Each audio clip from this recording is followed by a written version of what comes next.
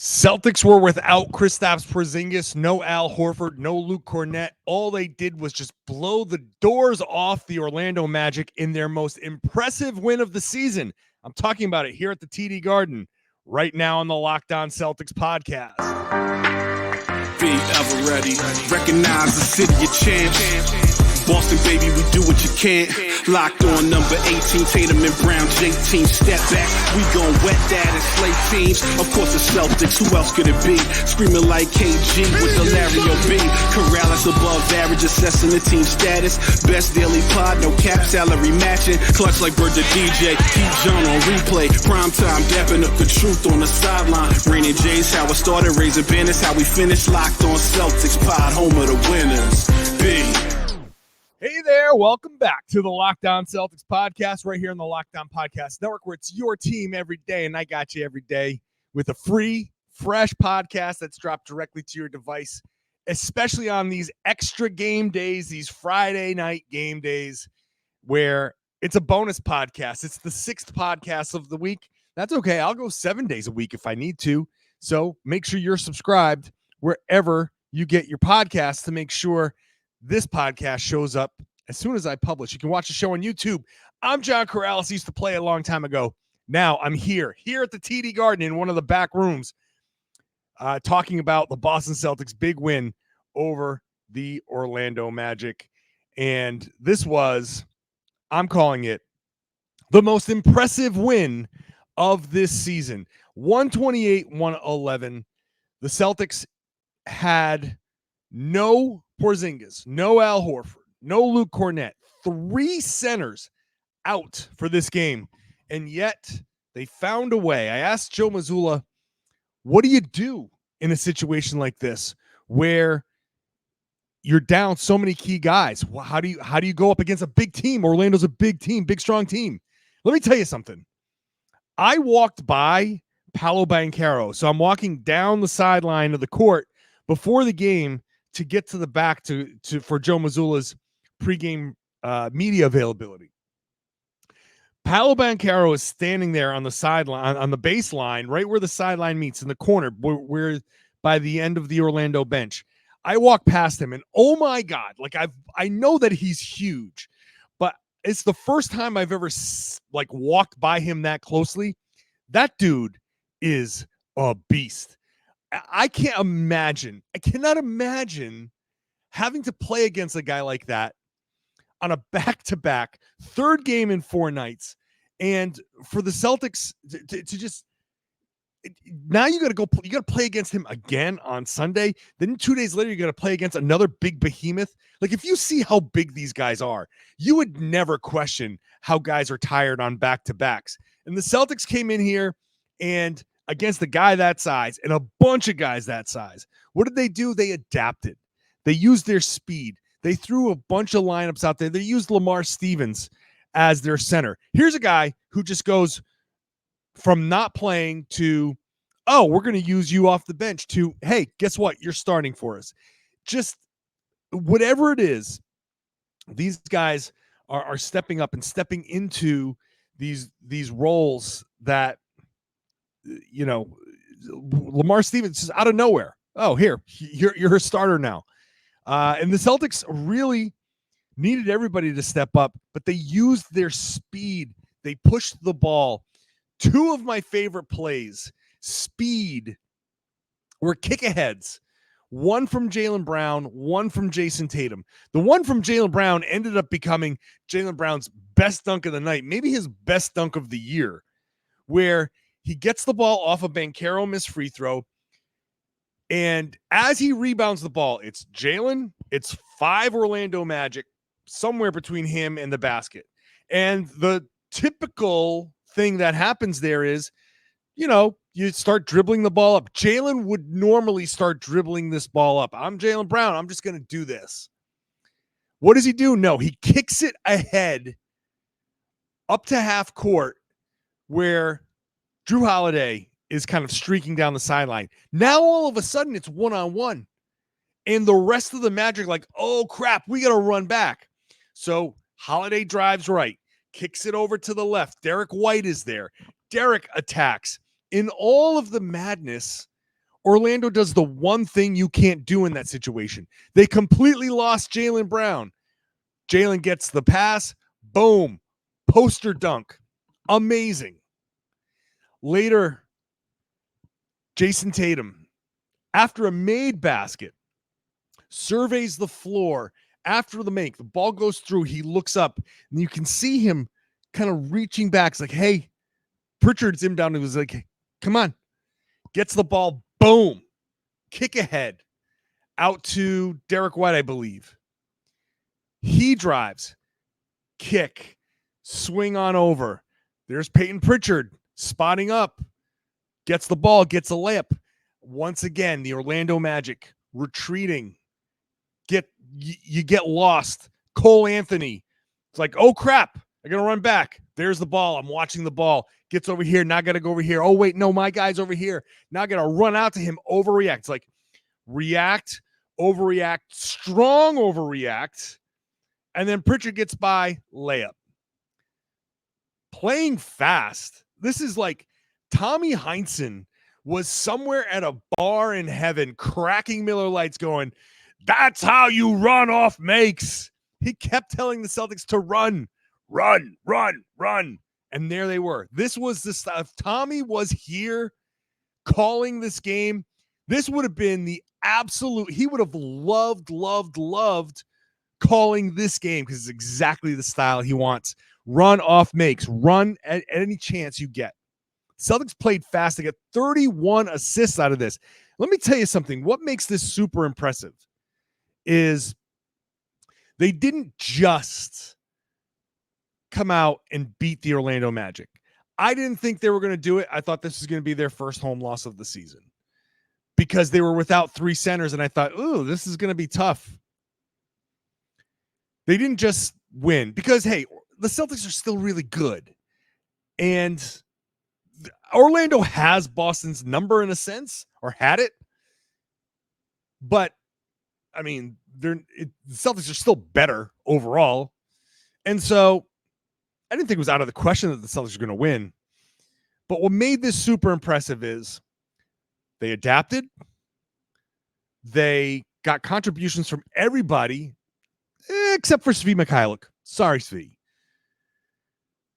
They started off super cold from three. I think it was 0 for their first 8.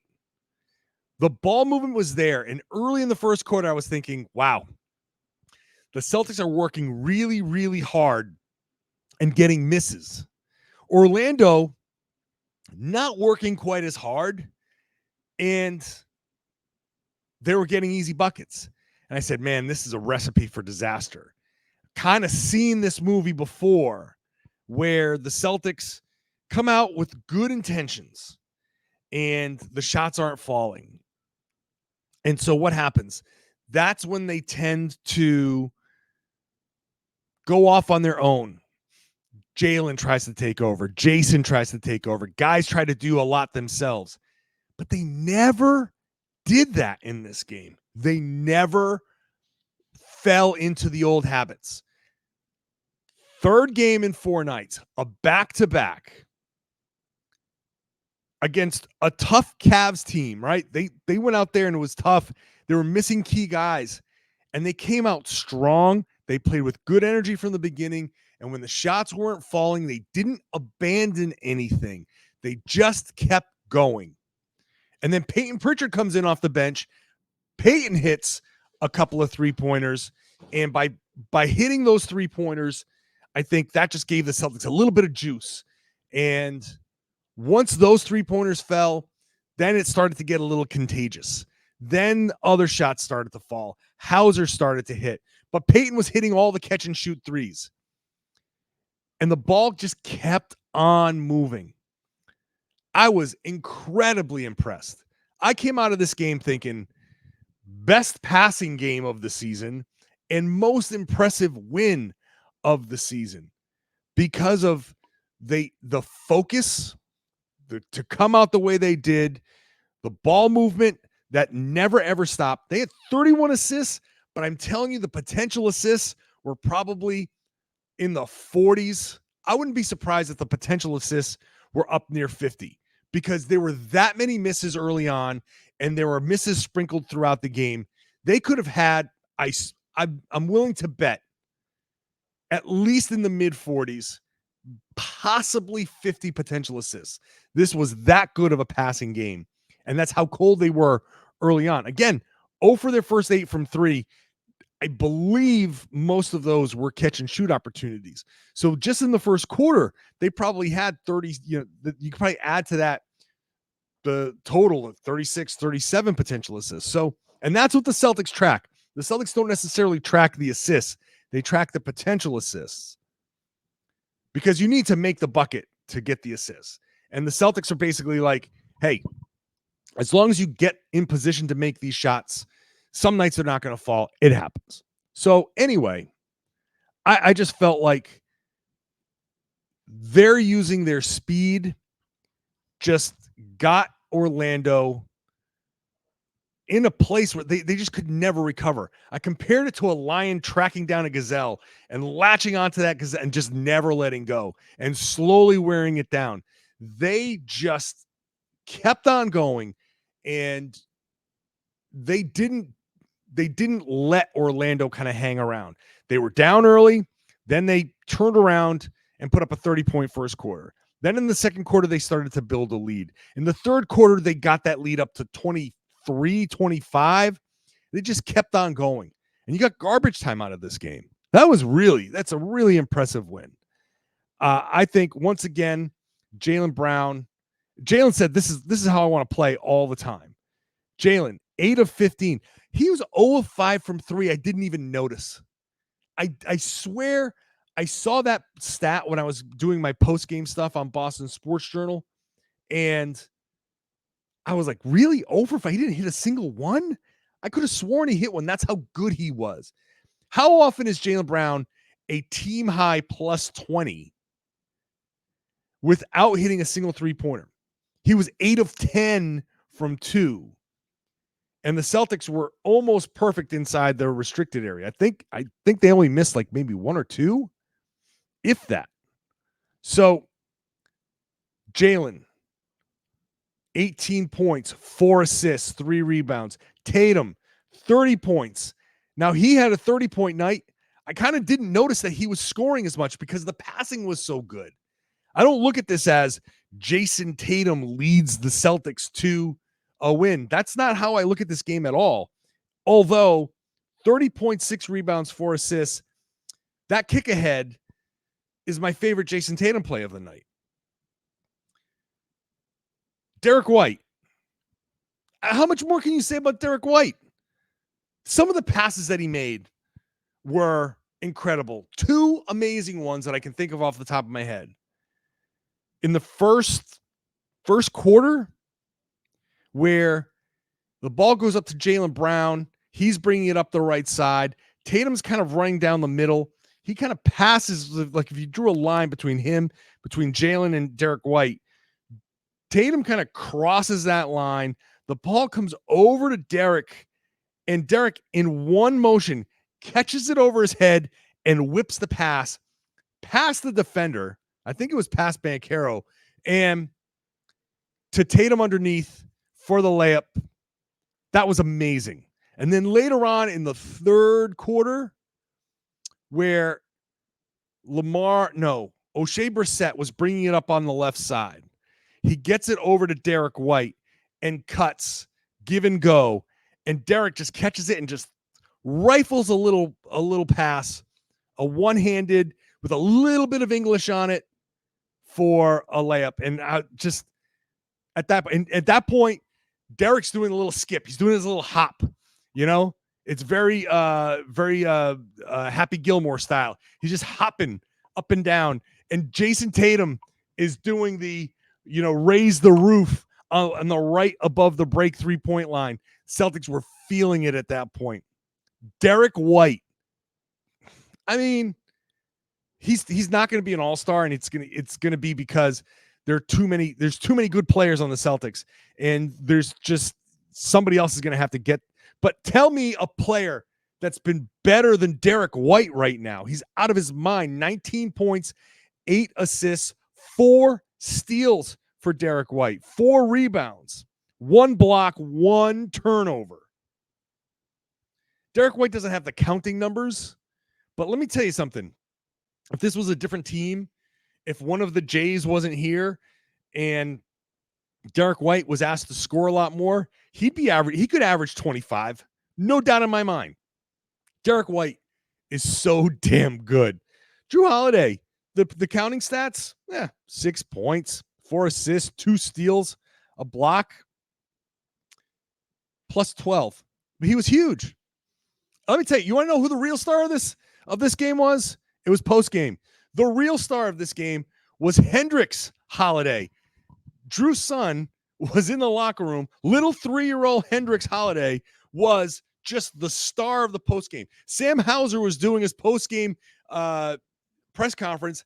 I don't know if I haven't seen the video. I was there, but I haven't seen the video. You might hear Hendricks in the background just talking about, I'm 3 years old. Daddy, look at me. Daddy, I made this shot. Daddy, watch me dribble behind my back. It was the most adorable thing I've ever seen. He owned that locker room. The children of the Celtics are going to be like Celtics someday.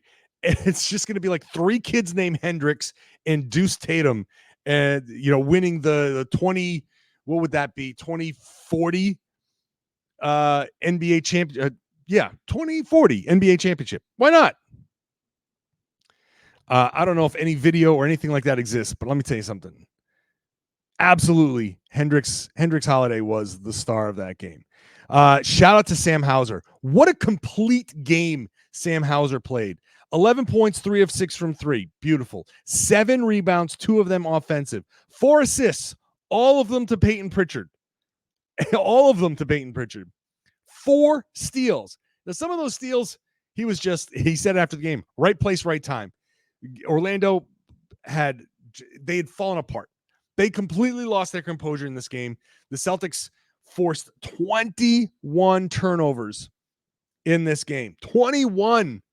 The Celtics not known for forcing turnovers so far this season, and now they're starting to do that as well. 4 steals for Hauser. Pritchard comes in.